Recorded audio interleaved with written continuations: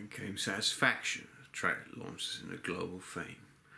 I was between girlfriends at the time, in my flat in Carlton Hill, St John's Wood.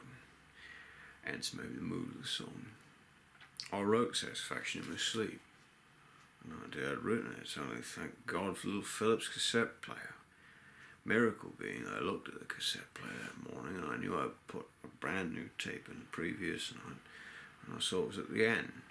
Then I pushed rewind and there was Satisfaction. It's just a rough idea, just the bare bones of the song. And it didn't have that noise, of course, because I was on acoustic, and 40 minutes of me snoring. But the bare bones is all you need. I had that cassette for a while and I wish I'd kept it. Mick wrote the lyrics on the pool in Clearwater, Florida, 4 days before we went in the studio and recorded it. First at Chess in Chicago, an acoustic version, and later with a fuzz tone at RCA in Hollywood. I wasn't exaggerating when I wrote a postcard home from Clearwater that said, "Hi Mum, working like a dog, same as ever. Love, Keef." It was down to one little foot pedal, Gibson fuzz tone, a little box they put out at the time. I've only ever used foot pedals twice.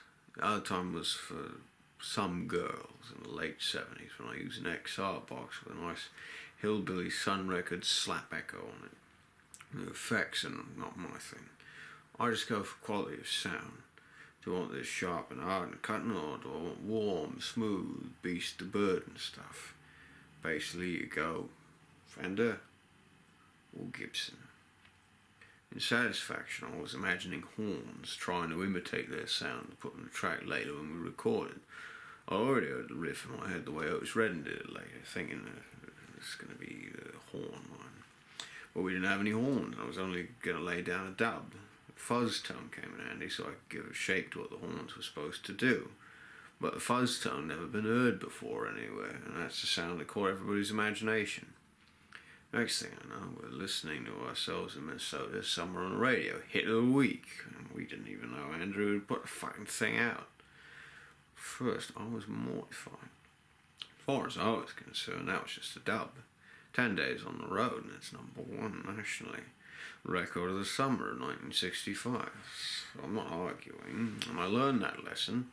Sometimes you can overwork things. Not everything's designed for your taste alone.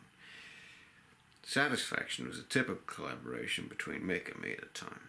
I would say on a general scale, I would come up with a song with a basic idea, Mick would do all the hard work of filling it in and making it interesting.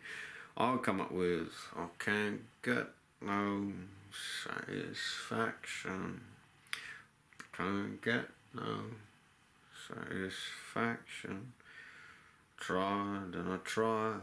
I try and I try, but I can't get no satisfaction." And we put ourselves together, and Mick would come back and say, "Hey, when I'm riding in my car, same cigarettes as me," and we'd tinker about with that. In those years, that was basically the setup. "Hey, you get off my cloud, hey, you" would be my contribution. Painted Black, I wrote the melody, he wrote the lyrics.